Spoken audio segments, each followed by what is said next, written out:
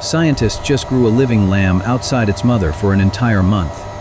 And nobody is talking about it. For all of human history, life began in one place. The biological womb was the only option. But inside a sterile lab in Philadelphia, that fundamental rule of existence has just been shattered. This isn't science fiction.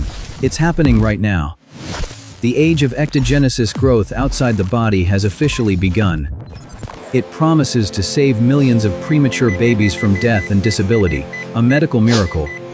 But it also forces us to ask a terrifying question that we are not ready to answer. Is the biological era of humanity coming to an end? Are we outsourcing the very definition of birth? The technology is moving faster than our ethics can keep up. And the first human trials are closer than you think. Imagine a world where pregnancy is optional, where a machine does the heavy lifting for 9 months. Will it liberate women, or will it turn human reproduction into just another industrial process? Today, we're going inside the labs, meeting the scientists, and uncovering the truth behind the synthetic womb. Because the question isn't if this will happen. The question is, what happens when it does? To understand the future, we have to look at the brutal reality of the present. Premature birth. Human pregnancy is incredibly complex and shockingly fragile. It is a biological tightrope walk. For babies born before 24 weeks, the odds of survival are devastatingly low. Their lungs aren't ready to breathe air. Current medicine has hit a wall. An incubator can provide warmth, but it cannot replace the placenta. The placenta is the ultimate life support machine. It acts as lungs, kidneys, and liver for the fetus. It is irreplaceable. When a baby is born too soon, it's ripped from this aquatic life support and forced to breathe air. It's a violent transition.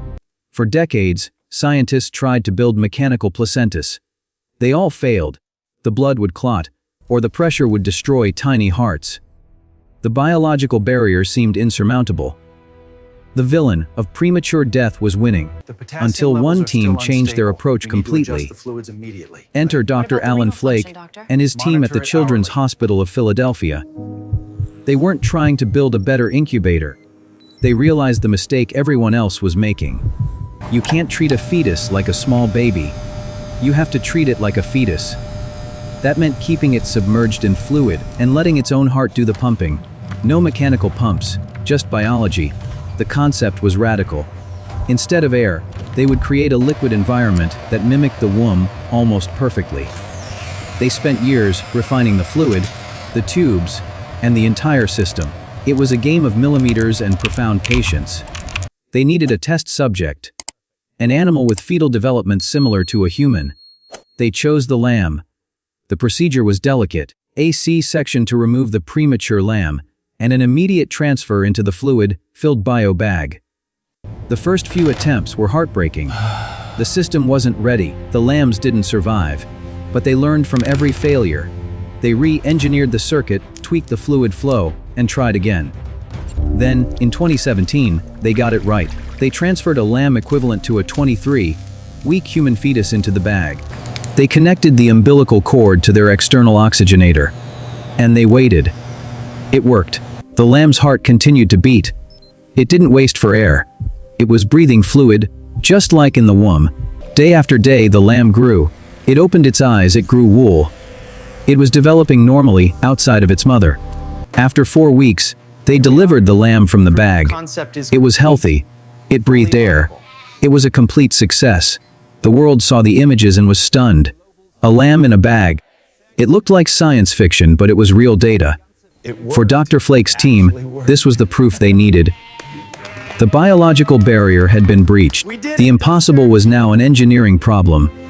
But a lamb is not a human, and the jump from an animal model to a human baby is an enormous, treacherous chasm. Human brains are larger, more complex, and far more sensitive to oxygen fluctuations. The margin for error is zero. The team knew that to bring this to humans, they couldn't just scale up the lamb device. They had to reinvent it. They needed a device that wasn't just a life support system, but a fully interactive, sensory environment. Other teams around the world joined the race. In Australia, Japan, and the Netherlands, the competition heated up. A Dutch team announced plans to build a working prototype for humans within 5 years. The clock was ticking. This wasn't just about saving babies anymore. It was a race to define the future of human reproduction. Back in Philadelphia, Flake's team secured massive funding to build the clinical-grade device for human trials. They called it the EX-10 system. It looked less like a bag and more like a spaceship for a fetus. Every component was designed for safety. Redundant systems, real-time monitoring, and AI-assisted fluid control. They were ready. They approached the FDA for permission to start the first ever human clinical trial. The world held its breath. The regulators had to decide, was this technology a savior or a step too far? But as the scientists pushed forward, the ethical storm clouds began to gather. The backlash was immediate. Religious groups called it playing God. Feminists worried it would erase the unique power of motherhood. The media latched onto one terrifying image, the Matrix, human farms. Headlines screamed, the industrialization of birth, robots replacing mothers. The scientists were stunned. They were trying to save dying babies. The world saw a dystopia. But the biggest threat wasn't public opinion. It was the law. Current laws are based on viability. Can a fetus survive outside the womb? If a machine lowers that line to 22 weeks, or 18, abortion laws collapse. Bioethicists panicked. If a fetus can live in a bag, is ending a pregnancy murder? The debate stalled funding. It stalled approvals. The technology was ready. Society was not. Millions of premature babies continued to die while lawyers argued definitions. Dr. Flake had to make a crucial pivot. He had to rebrand the entire mission. Stop calling it an artificial womb. That implies replacing the mother. Call it Extend, an extension of the natural womb. This semantic shift worked. It calmed the ethicists. It focused on the baby. With the definition set, the FDA opened the door. The path to the first human trial was clear. But to understand why this works, you have to look inside the machine, because it's not what you think. Here is the genius of the design. It has no mechanical pump. A tiny fetal heart is the size of a grape. A mechanical pump would explode it with pressure. Instead, the system is pumpless. The baby's own heartbeat drives the blood flow. It creates virtually zero resistance. A seamless, low-pressure loop. Just like the umbilical cord. But the real magic is the fluid. It isn't water. It's laboratory-made amniotic fluid. It contains essential electrolytes, amino acids, and growth factors. It's a nutrient soup. The baby swallows this fluid. It fills their lungs. This is crucial. In an incubator, air damages fragile lungs. In the fluid, the lungs can grow and mature without strain. Waste removal is handled by the oxygenator. It acts as the artificial placenta. Think of it as a scuba tank for a fetus. It provides everything needed to stay underwater. But surviving isn't thriving. A womb provides more than just oxygen. It provides sensation. The BioBag 2 Zooer simulates the mother's heartbeat. The swishing of blood. The muffled voice. Without this audio stimulation, brain development could be stunted. Silence is dangerous. The goal is to trick the baby into thinking it never leaves the mother. And the data shows it works. The lambs didn't just survive. They were neurologically normal. So we have the machine. We have the fluid. We have the proof. But scientists aren't stopping at premature babies. They are looking further back. What if we didn't just save a baby that was born early? What if we grew one from scratch? This is the concept of full ectogenesis. And it's no longer just a theory. In Israel, a team at the Weizmann Institute just did the impossible. They took a mouse embryo and grew it in a mechanical womb for half its gestation. Look closely. That is a beating heart, developing brain, limbs, all grown in a rotating jar of fluid. They didn't use a mother mouse. They used a mechanical uterus. This proves that the biological mother is not technically required for the early stages of life. Now, connect the dots. Philadelphia handles the end of pregnancy. Israel handles the beginning. We are rapidly closing the gap in the middle. The era of the motherless birth is in sight. This unlocks possibilities that sound like hallucinations.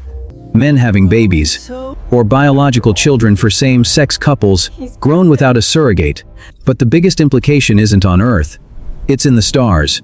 Space colonization has a fatal flaw. Radiation kills fetuses. Zero gravity destroys bone development. We can't send pregnant women to Mars, but we can send machines. NASA is watching this tech closely. Ectogenesis is the only way to populate other worlds. A population in a box. A bank of frozen embryos and an artificial womb system. It sounds like a solution, but it forces us to confront the darkest shadow of this technology. If you can grow a human in a factory, who owns the human? Imagine a future where a corporation holds the patent on your gestation, where missed payments mean paused development. This is the commodification of life. If birth becomes a service, it becomes a product, and products have tiers. The wealthy could afford premium gestation, optimized nutrients, perfect soundscapes. Meanwhile, the poor are left with the natural method. Biological birth becomes a sign of poverty.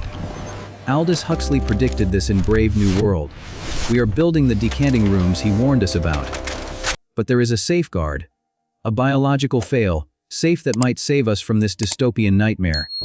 Bonding. Psychologists warn that detaching the fetus from the mother's body could break the fundamental human bond. Hormones like oxytocin flood a mother's brain during pregnancy.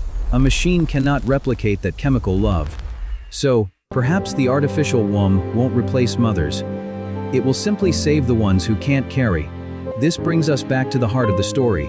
Not the politics, not the sci-fi, the people. For every fear of a matrix farm, there is a real family praying for this technology to exist. Meet Sarah. She lost 3 pregnancies to preterm labor. Her body simply couldn't hold on. To her, the biobag isn't a dystopian horror. It's a lifeboat. Imagine her visiting the hospital, not to sit by an incubator, but to sit by a womb. She places her hands on the warm outer shell. She feels the kick through the wall. It's different. It's strange. But it is undeniably life. Dr. Flake predicts clinical trials will succeed. Within a decade, this will be standard care. The first generation of biobag babies will walk among us. They will go to school. They will have dreams. They won't be monsters. They will be the survivors who made it across the bridge. So, is this the end of pregnancy? No. But it is the end of pregnancy as a necessity. We are entering an era of biological choice. Freedom from the physical limits of our bodies. It will challenge our laws. It will break our traditions. It will scare us. But if it saves even one life that would have been lost, isn't it worth the fear? Technology is neither good nor evil. It is a mirror. It reflects who we are. We built the womb outside the body. Now we must build the wisdom to use it. This is just one way we are hacking human biology. But what if we could edit the blueprint itself? Our next documentary dives into the Caress PR revolution and the first designer babies. If you enjoy videos that go deeper than headlines and actually explain how the world works, you're in the right place. Subscribe to the channel so you don't miss the next breakdown. Hit like if this video helped you see something differently. And if you have a question or a topic you want explored next, drop it in the comments. Your curiosity drives this channel.